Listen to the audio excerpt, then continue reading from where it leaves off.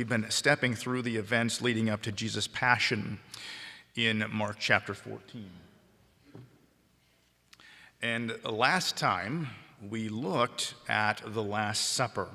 And in particular, we looked at Jesus' prediction of the disciples' upcoming failure. And in the process, we noted some pretty big differences between the failure of Judas Iscariot, who would go on to betray Jesus to the religious leaders, and the failure of the other disciples, who would forsake him and flee when Jesus was taken into custody.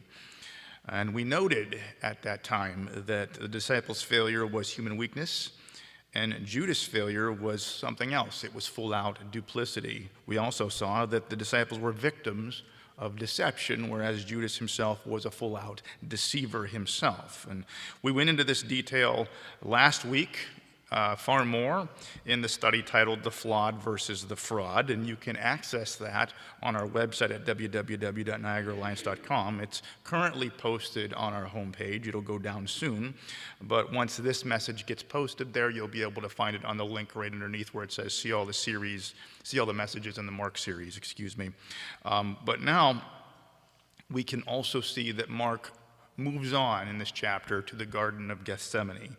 And I started breaking down that section this week, but I wasn't able to start till Friday. It wasn't enough time for me to get under it and present it the way I wanted it to, so I'm going to go through that with you next time we're together, not this time. And this week instead, what we're going to do is drill down a little bit on Judas' deception. We saw last time that Judas' deception was willful. We saw that Judas pretended to be one of them, even though in his heart he was not. That is to say, he pretended to care about the poor, but at the same time, he was secretly stealing from the money box. He pretended to love Jesus, but he was secretly plotting to betray him for money the whole time. And his deception was so convincing that no one except Jesus himself saw it coming. With all this in mind, I want to dig a little bit deeper into the nature of lies this morning. I want to explore what drives people like Judas to choose this path and what drove the religious leaders to knowingly spread lies about Jesus, which was used to fulminate sentiment and lead to his crucifixion. Why would someone do this? What would cause someone to rationalize that in their minds? How did they get there? My goal is to understand deception so we can avoid becoming deceivers. It is a mistake to assume that we could never do something like this. My point here is that people don't reach this level of depravity overnight. It tends to happen over time through a series of wrong choices where it gets easier and easier and your conscience becomes more and more seared. People in this state of depravity don't even see themselves as evil. They don't even see it anymore. And so this morning we're going to talk about lies. And we're going to do so by asking the following questions. What are lies? Why do we tell them? And how do we spot them? What are they? Why do we tell them? And how do we spot them? What, why, and how? And so first, what is a lie? And it seems like a pretty basic question to ask, but we're going to go ahead and ask it. And I think out of the gate, if I was to ask you what a lie was, you might say something along the line of a misrepresentation of truth or even a willful deception, both of which are correct, but they are correct in part. From a biblical perspective, which is the perspective we want this morning, a lie is more than those things. A lie in its fullest state is what the ninth commandment is responding to. That is, again, a lie is what the ninth commandment is responding to. And I'm going to put that up on the board now. It's Exodus chapter 20 and verse 16. You shall not bear false witness against your neighbor. You shall not bear false witness against your neighbor. Now, what does it mean to bear false witness against your neighbor? In ancient times, before anything like forensics existed, prosecutions were based primarily, almost entirely, on witnesses. That is to say, if agreeing witnesses could be produced to accuse someone of a crime, this was treated as proof, and the person was convicted as such. And this was a time where convictions were very severe. There was the consequences for these things were much more severe. With this in mind, bearing false witness against someone could be a very effective way of eliminating an enemy if that person's conscience was numb enough to go through with it. For example, if you're taking note here, jot down Genesis chapter 39, verses 6 through 20. The reason I share that passage is that in that passage, Joseph, the son of Jacob, while he was in Egypt, was convicted of rape of Potiphar's wife, and he was thrown in prison indefinitely based solely upon the false witness, the false testimony of Potiphar's wife.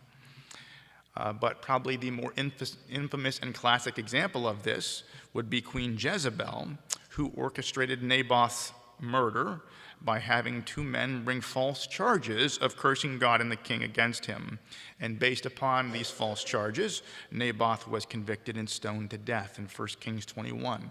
For those of you who are familiar with this account, you know that Ahab wanted his vineyard and Naboth wouldn't sell it to him, and so Ahab got mad, and Jezebel said, "What are you doing here? Let me take care of this for you." And she orchestrated his murder through false witness so that Ahab couldn't have the vineyard. That's what basically happened there. And it was it's a classic example of just full-out depravity and wickedness.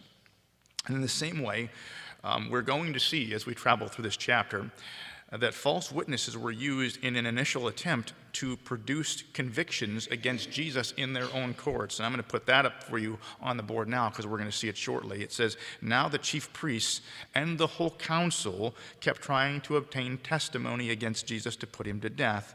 And they were not finding any, for they were giving false testimony against him, but their testimony was not consistent. Some stood up and began to give false testimony against him, saying, 'We heard him say that I will destroy this temple made with hands, and in 3 days I will build another made without hands.'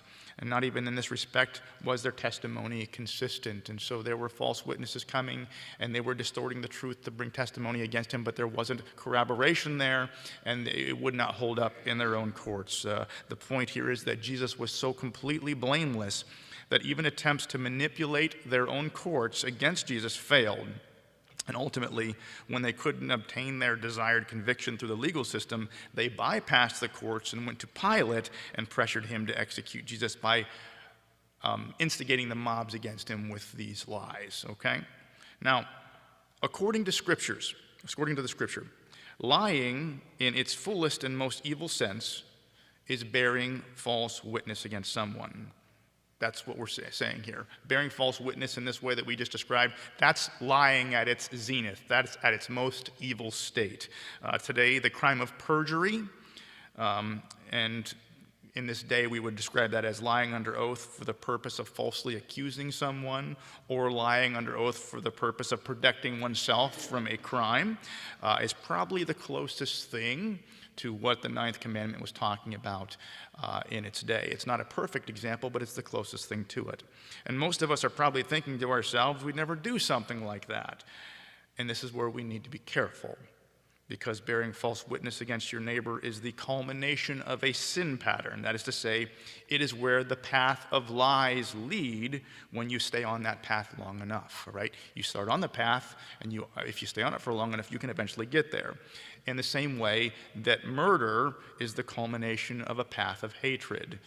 The sixth commandment is you shall not murder.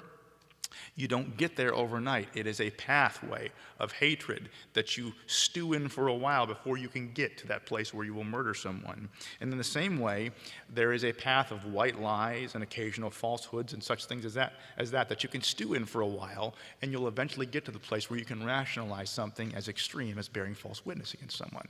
Does that make sense? That's what we're talking about here. In other words, Judas Iscariot probably didn't start out as a fraud, all right? He probably got there over time as he got more and more comfortable with lesser forms of lies.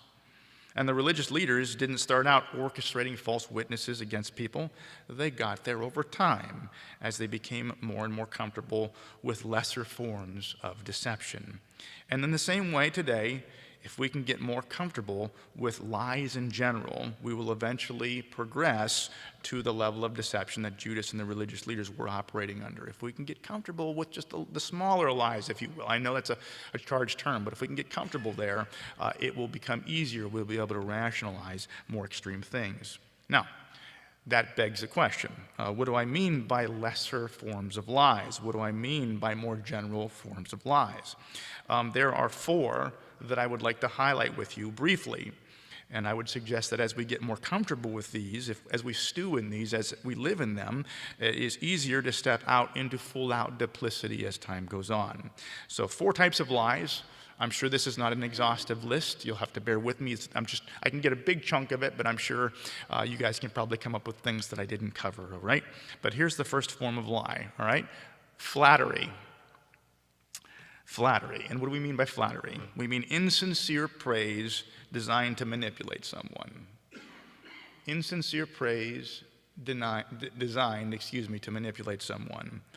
What are we talking about here? We're talking about laying it on thick. All right.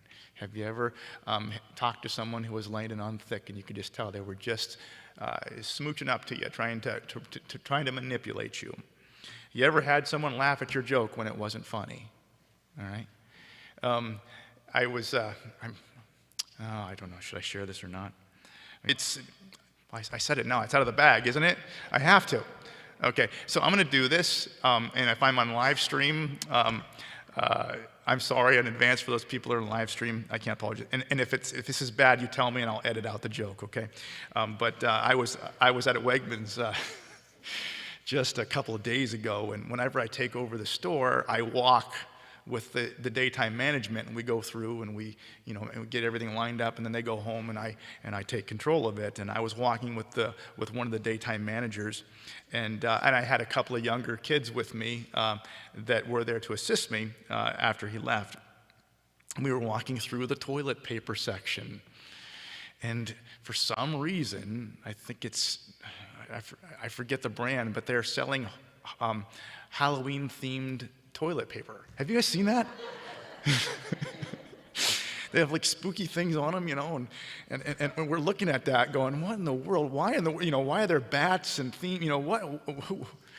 I don't want to think any deeper on this than I already am, okay? Why would you want to do that, But anyway, the manager looked at that and he says, I guess that's takes a phrase, scaring the crap out of you to a whole new level. And I heard that, and I just looked at him, and the kids were like, ha, ha, ha, ha, ha. I was like, don't laugh. Don't encourage him, And then we laughed all the more.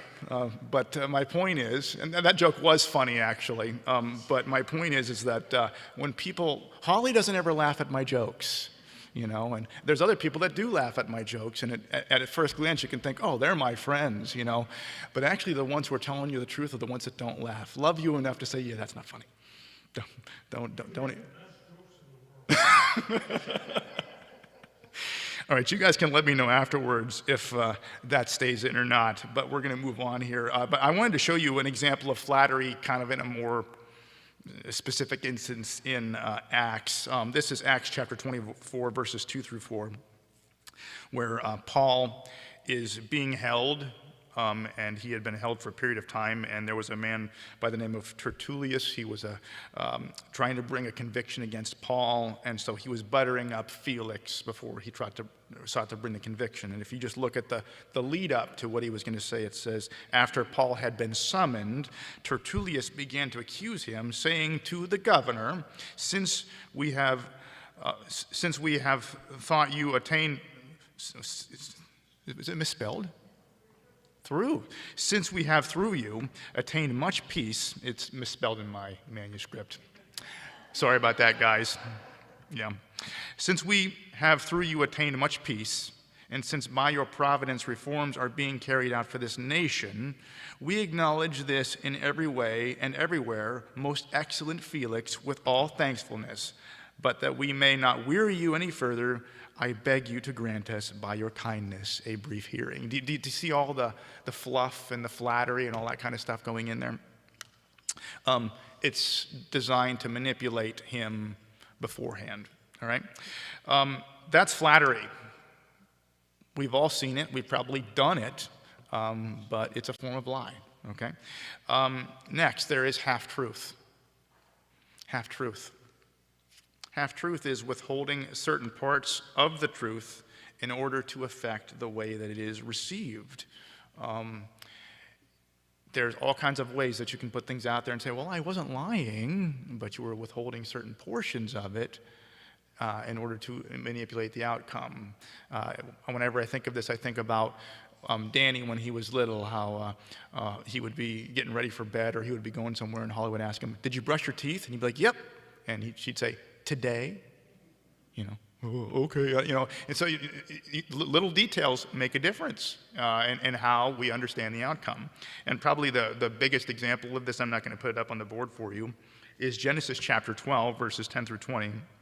When Abraham went to Egypt and he told Pharaoh that Sarah was his sister. You guys recall that? Sarah was his half-sister, so in that he was speaking truthfully, but he left out a very important detail, right? That she was also his wife. And why did he do that? He did that because he feared that he might be killed in order to take her into his harem and stuff like that. And so he crafted this half-truth in order to protect himself. And he had a reason to fear that. There's dynamics here that we're not aware of. But the point is that he lied. And he didn't lie by saying something that was false. He lied by leaving out a detail on purpose, omitting it intentionally so that Pharaoh would come to a different conclusion. And when called to the carpet, he says, yeah, she actually is my sister. I'm not lying to you. You know, but there are other examples where we see that kind of thing as well. The next one would be exaggeration, making something look bigger and better than it actually is, building something up. You know, one example might be of this would be saying that you finished third place in a race. That's pretty respectable, right? Until you realize that there was only 3 people in the race. And then the solution, then all of a sudden there's a difference to the way you perceive it. And that kind of fits into the half-truth too. You know, you leave certain details out and it looks differently, but it's an exaggeration. But we see this a lot in advertising, exaggeration, making things look better than they actually are. Think of your average place that you would go to buy a hamburger. Burger King comes to mind, home of the Whopper. When you see Burger King or any other place advertised, this is what you see on TV. This is what you see in the flyers. You see this beautiful hamburger. The sesame seeds are perfectly in line. The lettuce is just, and the tomatoes are perfectly laid out on there. And you can just see it's all beautiful. Look at the cheese, the way it's kind of squared off there. That is a beautiful looking burger there. Have you guys been to Burger King recently? What does your burger look like when you open it up? You know, that looks more like it right there, right? Exaggeration, you know, exaggeration. Making something look bigger and better than it actually is. It's a form of lie. It's manipulation. It's what it is. And we all are kind of seeped in it, and we participate in it to some degree. And you got to realize that this is dangerous stuff. It's a slippery slope that can take you to bad places. This is how you dip your toe in the water. Okay, another one, and I think this is one that we need to pay a little bit more attention to, is slander. Okay, slander. And I would argue this is kind of a step further down the road in lies. And what we're talking about here is an unsubstantiated accusation communicated as an established fact for the purpose of bypassing the courts and producing a conviction in public opinion. I know it's wordy, but do you understand what I'm saying here? When I want to make you think someone has done something terrible, but they haven't actually been accused or convicted, or there's been no due process for that thing, but I want you to think of them that way, and so I spread slander about them. Slander is when you say it with your mouth. Libel is when you write it. But it's designed to produce a conviction in the court of public opinion while bypassing the courts. This is exactly the path that the religious leaders went down when they couldn't get a conviction of Jesus in their courts. They went down the road of whipping up sentiment and slander in order to cause the people to turn on him and to put that pressure onto Pilate. And so this is a very serious thing. I would argue this is probably one of the areas where we see the most problems in our land right now, especially as we have the ability not only I would say nowadays, in the past 20 years, we have more ability to say whatever is on our mind than ever before. And I see it happening all the time. People talking about certain individuals as though they are guilty when there has been no conviction, there has been no due process. That person is a liar, that person is a murderer, that person should be locked up, put him in jail, those kind of things. Throwing those things out there without due process. Do you follow me? It's one thing to say that person is a murderer when they have been convicted and tried of murder. It's one thing to say that person is a sexual offender when they have been convicted and tried of these things, but it's a completely another thing when you say that person is doing those things and there has been no accusation, no formal charges brought. That is slander. It is illegal and it is immoral. Does that make sense? It is a form of lie. And here in America, we actually have a judicial system that protects us from these things, or at least it's supposed to protect us from these things. For example, you cannot be brought to trial without a certain burden of proof being able to be produced to even take you to there. The Sixth Amendment protects you from that. That is to say, someone cannot accuse you of theft or corruption or anything like that unless they can produce a significant amount of evidence that it's even worth bringing the charge up. That you're not even your innocence is not allowed to be questioned without a certain degree of proof before it can even be brought up. And then once you are on trial answering for it, there has to be, without any shadow of a doubt, proof before you can be convicted in most cases. So that's what the courts are for. I know we have a very evolved system today, but even back in biblical times, there were witnesses and there were courts for a reason. That's part of the reason why Jesus is talking about bearing false witness and corrupting that thing, because it's so important. Yet in today's day and age, there really does seem to be a lot of emphasis on just making charges of corruption and sin and vile things against people when there has not been any due process to prove it, okay? And have you guys been seeing this happening? All right. It is everywhere, all right? And I would probably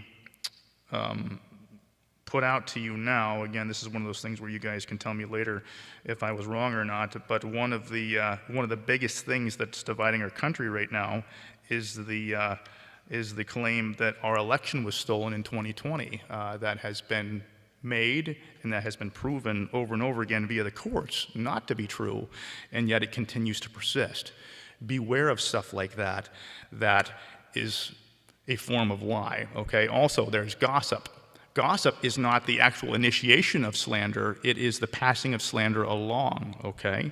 That is partnering with it. It's not the same as slander, but it is because you're passing it along. When we come up against gossip here, we need to be asking ourselves, when someone says something about someone, hey, can you substantiate this? Can you tell me where you got this from? We should be asking people, holding people to account for what they're saying. Now, this is what we mean when we talk about lies and lesser forms that we can kind of live in and steep in. And then if we live in these long enough, it can actually cause us to go down that road towards bigger and fuller duplicity, as Judas did, excuse me. Now, the question is, why do we lie? Why? Why would you want to do stuff like this? What is the point? Why does someone want to take steps down this road? Personal expediency is the main reason. The idea that the end justifies the means. The idea that what we're doing is so important, or that our self-interest is so important, that there are no tactics out there that are out of line. We can rationalize a lot of things by the idea that the end justifies the means. And I want to give to you John chapter 11, verses 47 through 53. If you want to turn there with me. John chapter 11, verses 47 through 53.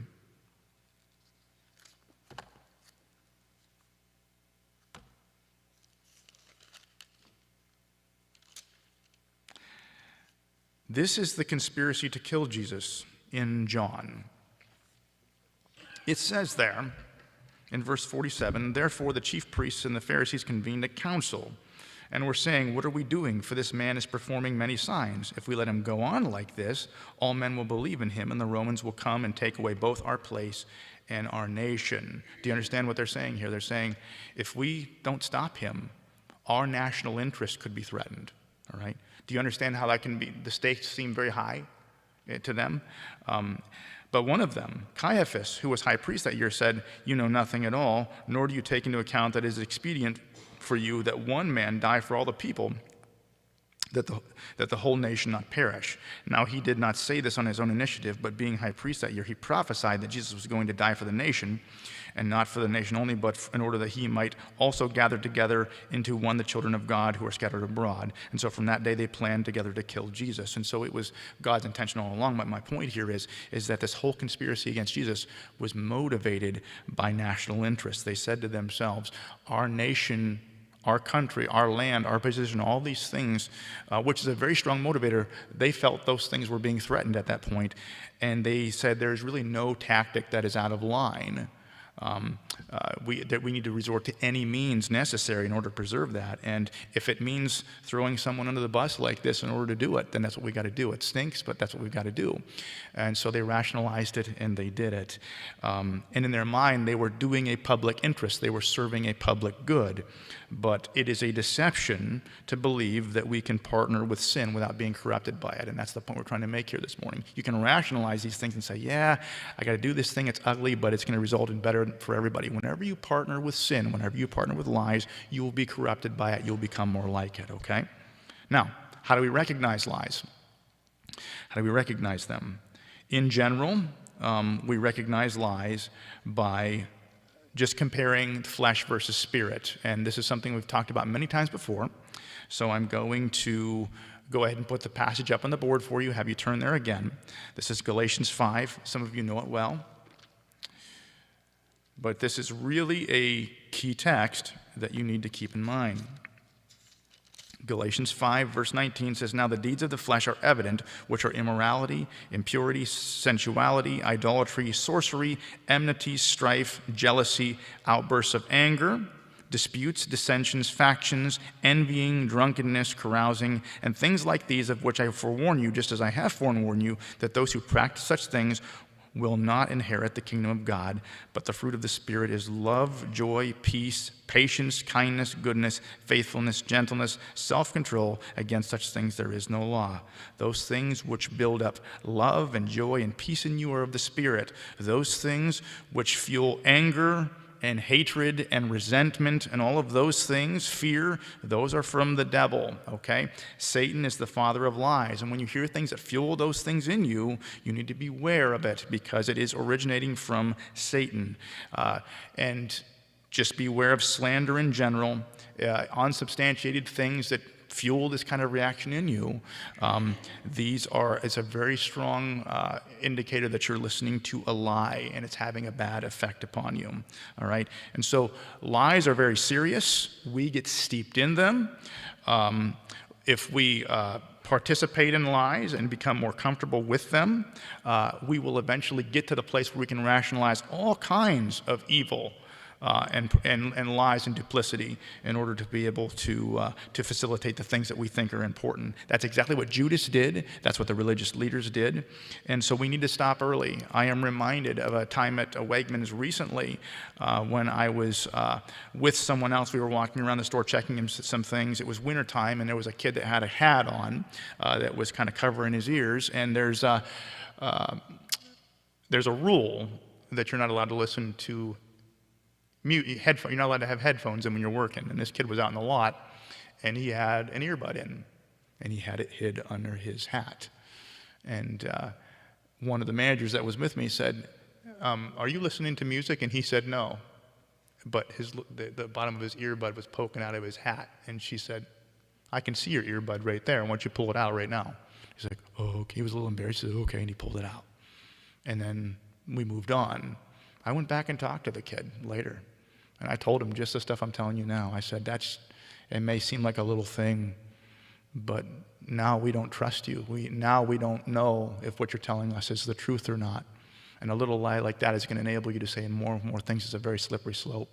I said, please, please, please consider having integrity and honesty in all things, even the little things like that. And I say the same to you, and I encourage you to say the same thing to others. There's nothing going on around us right now that is worth us violating our integrity. There is nothing that important. We don't want to sacrifice our souls to preserve anything in this world. It is that important. So embrace truth, shun lies, and in doing so, you will walk the path of Christ, and you will recognize the Judases of this world. Now, with that being said, that's where we're going to stop, and we're going to have the worship team come up. But as they're coming up, all right, I have some questions for you, because we could stop there, but there's more we could talk about. Are there white lies? What do you think? Are there white lies? Okay. It's okay. That's a great question. I understand. But let me give you some examples of some things that make this conversation a little harder. And I want to unpack these with you, okay? First off, when your wife walks up to you and says, does this dress make me look fat? Husbands? Well, do you say, you betcha? Do you say, I seen fatter? What do you say?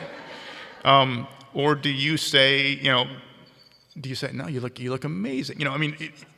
It's a quagmire here, but it's something we need to unpack. And lastly, there is a text, and I'll bring it up here shortly, but Exodus chapter 1, verses 15 through 21, Egyptian midwives. Are you guys familiar with the account of the Egyptian midwives? And how they lied to Pharaoh about the fact that they weren't killing the children, all right? There was a lie. Was that mean it was bad or was it good? So what is the difference in these cases? Is there a difference? And if there is a difference, what is it? Are we going to talk about that now? No. We're going to talk about that after we're done. So you got to stay. Okay, you got to stay and get some cookies, all right? But first we're going to sing, and if you want to adjourn at this time, after we're done singing, go ahead, and then we'll pick up and have more conversation about it.